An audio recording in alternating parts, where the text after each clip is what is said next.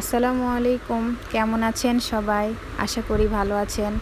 আজকে আমার শ্বশুর বাজার থেকে বড় পাঙ্গাস মাছ, রুই মাছ নিয়ে এসেছে, আর সাথে নিয়ে এসেছে কচি লাউ শাক। আমার শাশুড়ি আজকে লাউ পাতা দিয়ে পাঙ্গাস মাছের পাতুরি রান্না করবে।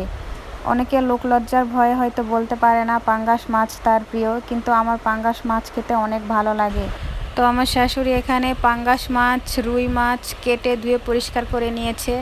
দেখেন পাঙ্গাস মাছের ভিতরে কত তেল বের হয়েছে, আর রুই মাছ থেকে অনেকগুলো ডিম বের হয়েছে। আমার ননদ মাছের ডিম খেতে অনেক পছন্দ করে, তো তাকে ডিমটা ভেজে দিবে।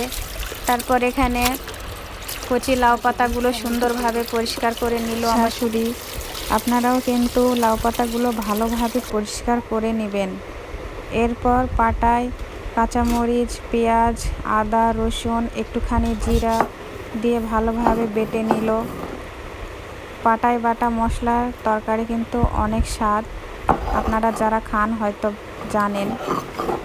এরপর পাঙ্গাস মাছ কয়েক পিস নিয়ে এই পাঙ্গাস মাছের উপর হলুদ, লবণ, মরিচ, একটু বেশি করে তেল, বাটা মশলা দিয়ে সুন্দরভাবে মেখে পরিষ্কার করা লাউ পাতাগুলো একটার উপর একটা, আরেকটার উপর আরেকটা দিয়ে তার উপর মাখা পাঙ্গাস মাছগুলো দিয়ে দিল।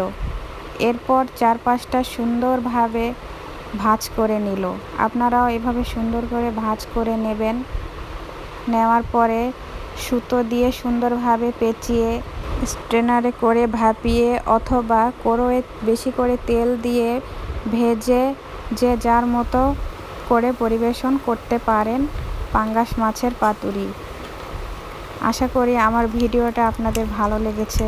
আমার প্রথম ভিডিও, হয়তো ভুল হতে পারে, আপনারা আমাকে ক্ষমার দৃষ্টিতে দেখবেন এবং আমাকে উৎসাহ দিবেন যাতে আমি আপনাদের কাছে ভালো ভালো রান্নার ভিডিও উপহার দিতে পারি।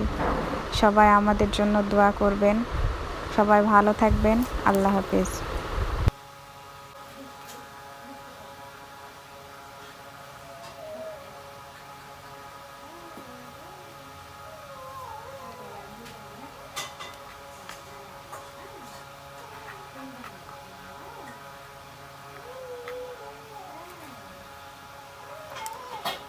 সুতা তৈরি দরকার।